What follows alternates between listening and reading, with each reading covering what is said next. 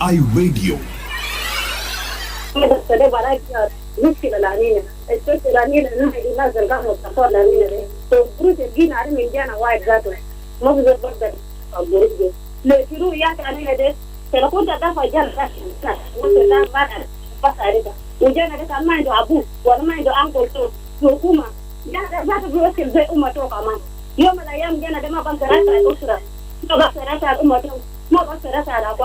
Chanu maidu anto to di ukuma itu kai ina takuma de taga takuma tafi kai jana taka bi akari tabi silo bidan kale jana taki wala jana ta usra take lakini na nina de maidu na nas di ukuma akhera ne dike kukani tani tabi kwa bade taga ku muta gisi buma da bade mamu tabi gane na gaga ya bade jana taka de mabandar ko gidan take rika tabi jana da ko satu ma rika sa raja tayari kari umakuzo gasa ado chamando unto abuso tukuma umara yani chaka ani na kila tabani akera nina masakinda yisi dia nina gen masakin za nina they have them there. Sounds of the week on iRadio, your eye on South Sudan. Live from Juba, on air and online. This is iRadio News. Hello, good afternoon. This is iRadio News. First, here are the headlines. The Minister of Finance and Planning, Dr. Barnaba Bak, has today presented a 7 trillion South Sudan pound draft national budget for the fiscal year 2025-2026 to the Transitional National Legislature. The UN Children's Agency, UNICEF, has warned that more than 450,000 children in Jonglei State are at risk of acute malnutrition as ongoing hostilities drive mass displacement and disrupt critical health and nutrition services. And the newly appointed governor of Lake State, Madang Min, has announced that a suspect has been arrested in connection with two recent violent incidents in Rumbek East County that has left 2 people dead and 4 others injured. These stories and more coming to in this news bulletin with me, Lasuba Memo, and now the news in detail. The Minister of Finance and Planning, Dr. Barnaba Bak, has this morning presented a 7 trillion South Sudan pound draft national budget for the fiscal year 2025-2026 to the Transitional National Legislature. The minister presented the budget together with the appropriation bill, the finance bill, and amendments to the Public Financial Management and Accountability Act.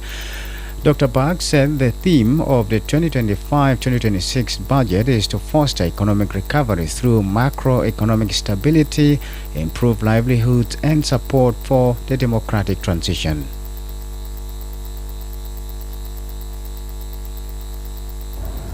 The theme of this year's budget is to foster economic recovery through macroeconomic stability, improve livelihood, and democratic transition.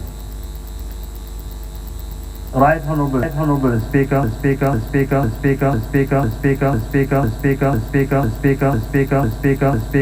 Honorable members, I have the honor to present. The minister said the budget reflects government's commitment to restoring fiscal credibility, strengthening macroeconomic stability, safeguarding livelihoods, and advancing the democratic transition despite delays in its submission. He acknowledged that the budget should have been presented earlier, but cited circumstances beyond the ministry's control which negatively affected government expenditure and service delivery.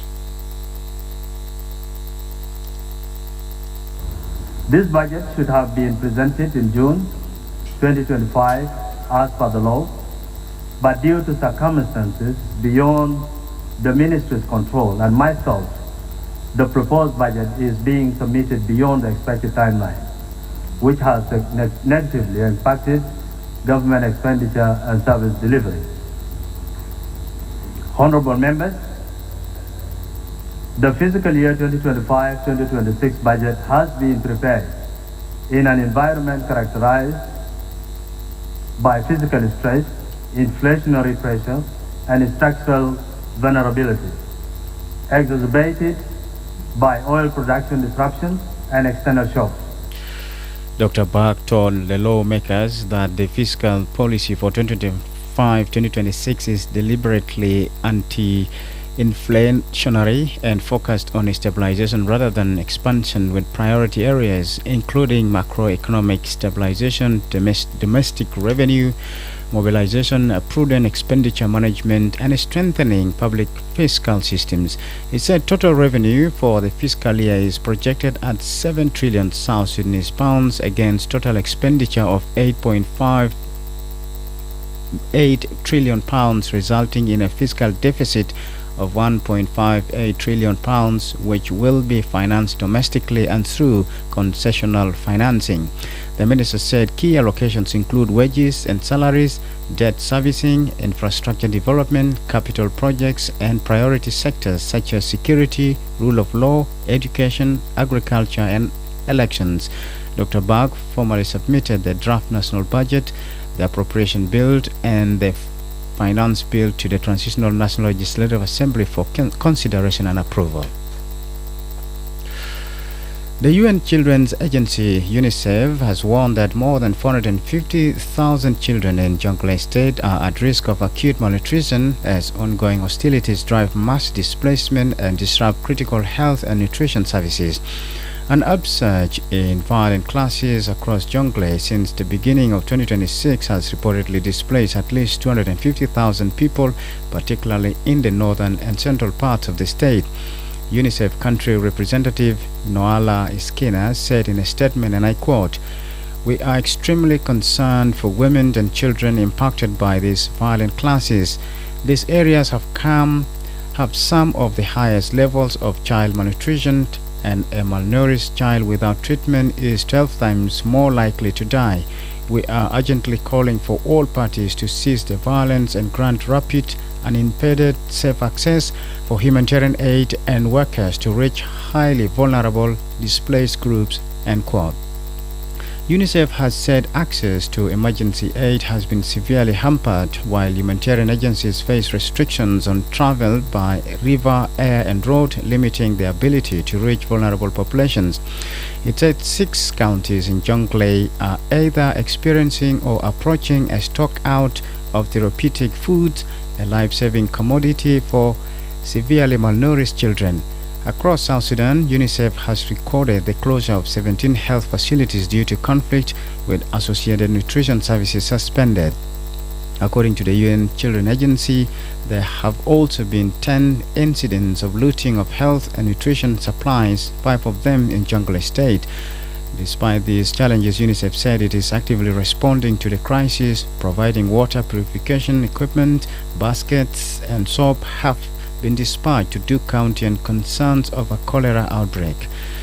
It added that supplies have also been sent to Akobo, including malaria treatment, therapeutic food for malnourished children, and emergency health kits to treat over 10,000 people. The newly appointed governor of Lake State, Madang Min, has announced that a suspect has been arrested in connection with 2 recent violent incidents in Rumbek East County that has left 2 people dead and 4 others injured. According to Lake State authorities, 1 person was killed and 4 others wounded on Sunday night when a South Sudan People's Defense Forces Tiger Division vehicle was ambushed by an unidentified gunman in the Fakong area. The vehicle had been traveling from Juba to Choibet when it came under attack. Speaking to the media, Lake State Acting Minister of Information and Communication William Koji Kerjok said the assailants opened fire on vehicle, killing 1 person on the spot and injuring 4 soldiers. Some of the victims sustained additional injuries while jumping from the vehicle during the attack. Koji further explained that the same suspect later targeted civilians in nearby homes, shooting and killing a woman through a window. The intended male target was reportedly not present at the time of the attack. Addressing a consultative meeting in Juba on Sunday, Governor Madang Min identified the suspect as Mathik Makur, who is now in state custody. Min assured the public that the case would proceed swiftly under the law. Lake State has experienced a series of violent incidents in recent weeks following the removal of former Governor Ring Twench, raising concerns about security in the region. Authorities have urged residents to remain vigilant and report suspicious activities to maintain law and order. This is iRadio News. The Central Equatorial State Cabinet has formed a committee to investigate reports of illegal logging in Kajukeji and Lanya counties. The decision follows a presentation from the State Minister of Environment and Forestry, Lily Kapuke Jurkin, during a cabinet meeting chaired by Governor Emmanuel Adil Anthony. The cabinet resolved to ban all illegal logging activities across the state with immediate effect. The State Minister of Information, Patrick Nyarsuk, said the committee will be led by the State Minister of Agriculture, Environment and Forestry and include other ministers. It's tasked to assess the scale of illegal logging and determine the volume of logs already harvested. Speaking after the meeting on Monday, Minister Nyarsuk said the cabinet acted following concerns that logging had been conducted without oversight from relevant authorities.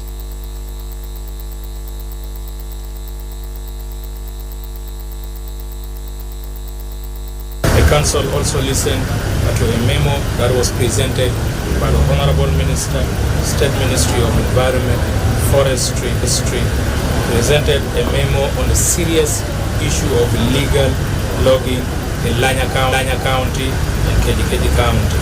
Central Equatorial State have learned after the presentation of this memo that illegal logging have been conducted within Central Equatorial State without the involvement of the concerned Ministry of Agriculture, Forest, Environment and Forestry.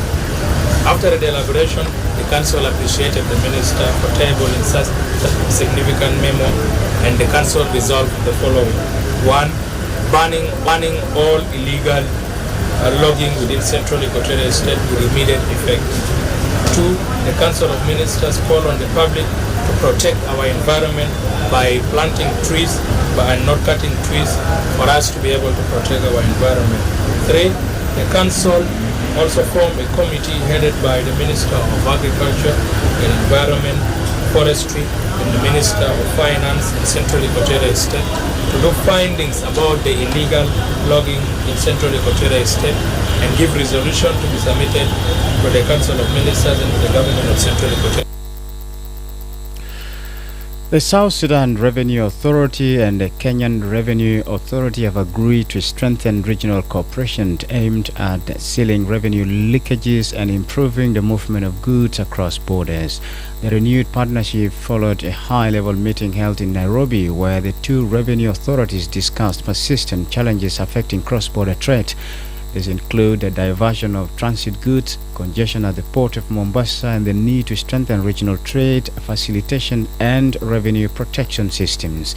Speaking to the media after the meeting at the Kenya Revenue Authority headquarters yesterday, the Commissioner General of the South Sudan Revenue Authority, William Anyon Kwol, said both countries are facing a long-standing problem that continues to affect revenue collection.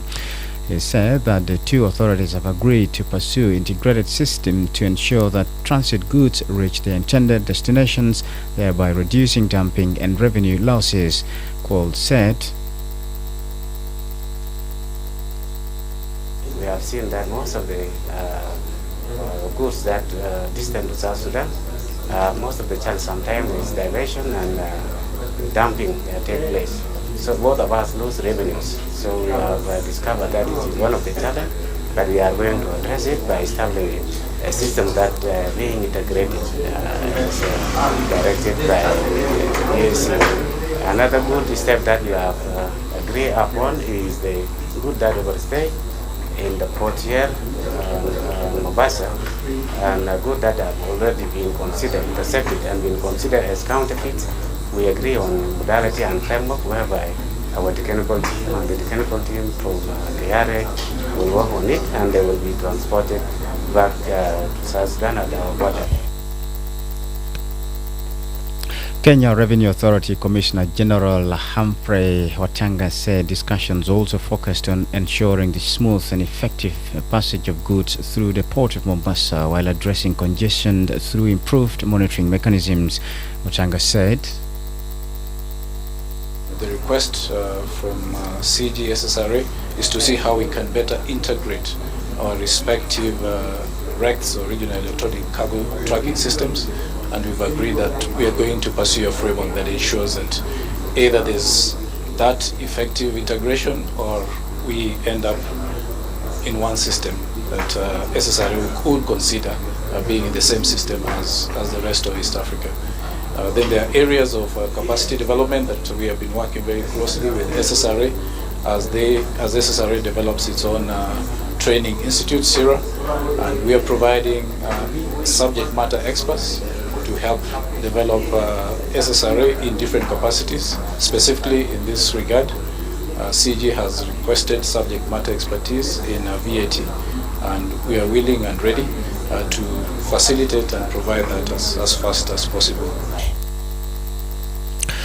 The two leaders also discussed the development of a dry port in Naivasha, which is expected to enhance the movement of goods from the port of Mombasa onward to South Sudan. Watanga revealed that the government of Kenya and the former President Uhuru Kenyatta allocated land to South Sudan in August 2022 alongside other hinterland neighboring countries to facilitate efficient cargo movement and strengthen coordination among sister revenue authorities. The engagement marked a significant milestone in regional revenue cooperation between the two countries. Before international news, the governor of Western Bahar El Ghazali State, Sharif Daniel Sharif, has received 3 agricultural tractors from the National Ministry of Agriculture in Juba. The support initiative from President Salva Kiir aimed at boosting agricultural production and assisting farmers across the state. Speaking at the handover ceremony held on Monday at the State Secretariat General in Wau, Governor Sharif expressed gratitude to the President and the Minister of Agriculture for facilitating the delivery. He said, and I quote, "On behalf of the government and people of Western Bahar El Ghazal, I thank the President and the National Ministry of Agriculture for his support. It shows the national leadership's strong commitment to agriculture as the backbone of food security and economic development in South Sudan," end quote. Sharif said that the state is endowed with fertile land and capable farmers, urging citizens to fully utilize available resources.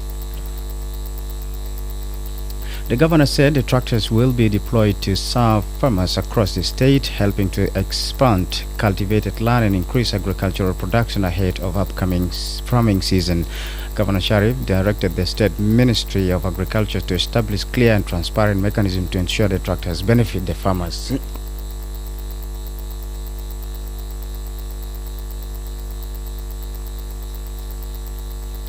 This is iRadio News.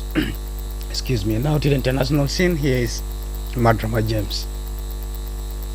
Thanks to my colleague Lasuba Memo. Let's have a look at some of the stories making headlines in the region and beyond. Kenyan Central Bank has warned people against using banknotes to floral like bouquets and decoration, which has become a trend in the East African nation. Central Bank of Kenya CBK says those doing this are defacing the Kenyan currency and could face 7 years in jail if arrested. According to the CBK, the banknotes tend to be folded, rolled, glued, stapled, pinned, or otherwise affixed fattening materials compromising their integrity. Elsewhere, Air India has grounded a Boeing 7878 Dreamliner jet after one of its pilots reported a possible defect in the aircraft fuel control switch. The airline said in a statement on Monday that it had informed India's aviation regulator about the issue and that was getting the pilot's concern checked on a priority basis. The ground comes amidst an ongoing investigation into a plane crash last June involving an Air India aircraft of the same model which killed 260 people. Finally, a federal judge has temporarily blocked the Trump administration attempt to end deportation protection for more than 350,000 Haitian migrants who are allowed to live and work in the U.S. legally under temporary protected status TPS. A day before the TPS was set to lapse, the U.S. Judge Anna Reyes said that the Department of Homeland Security boss does not have the facts or laws on her side. The administration has such that a temporary protected status schemes attract illegal immigration and have long been abused and extended by Democrats. These are some of the stories making headlines in the region and beyond. Back to you, my colleague Lasuba Memo. Thanks, Madrama James. Now to the world of sports. Here is Darlington Moses.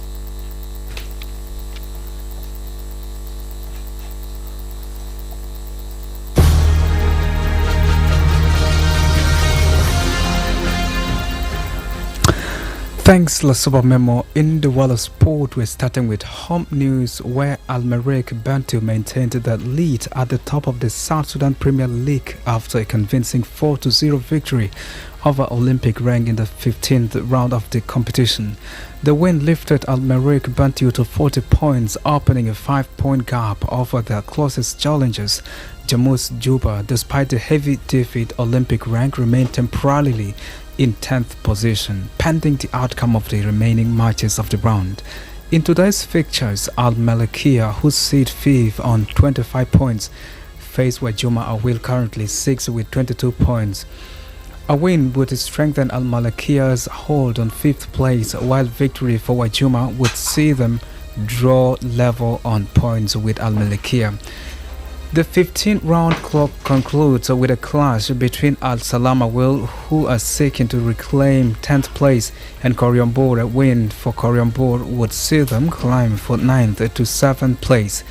Cristiano Ronaldo's future at Al Nassr has been plunged into doubt after he was not in their squad for Monday's Saudi Pro League against Al Riyadh. Portuguese outlet A Bola External reported the 40-year-old refused to play, having grown dissatisfied with how the club is being run by Saudi Arabia's public fund investment. Both Al Nassr and Al Hilal, the country's most successful club with 19 league titles, are among those controlled by the Public Investment Fund, which also backs Newcastle.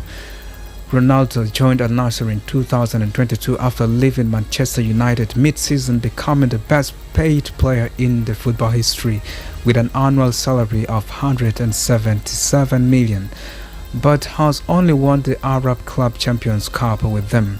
The 5-time Ballon d'Or winner signed a new 2-year contract in June 2025. And finally, British number 1 Emma Raducanu enjoyed her first victory since an early exit from the Australian Open and subsequent split from coach Francis Roig. The 23-year-old dominated Belgian Greet Minen with a 6-0, 6-4 success at the Winners' Open in Romania. Raducanu, the tournament's top seed, sent down 3 aces and also forced 4 breaks of subs across the 70 minutes of play. She will next face Slovenia's Kaja Jovan on Wednesday in the second round of the WTA 250 event. The 2021 US Open champions was knocked out of the Australian Open in the second round last month after a disappointing 7-6 3-7 and 6-2 defeat by Anastasia Potapova. This is all in the world of sport, and back to you, Lasuba Memo.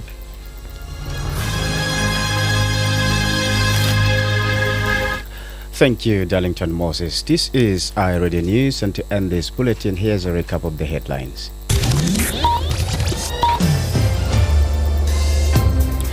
The Minister of Finance and Planning, Dr. Bak Barnaba Bak, has today presented a 7 trillion South Sudan pounds draft national budget for the fiscal year 2025-2026 to the Transitional National Legislature.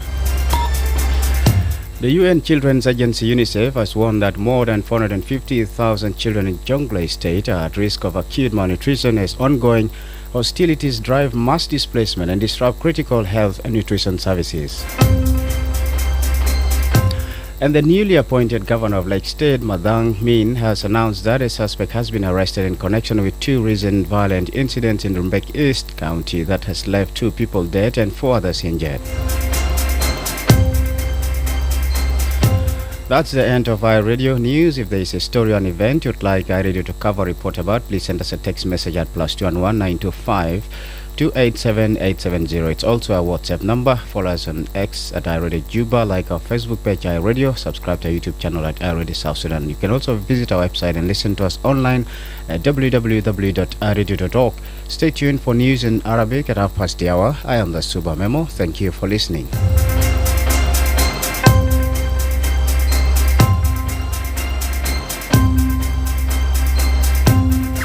Sounds of the week on iRadio.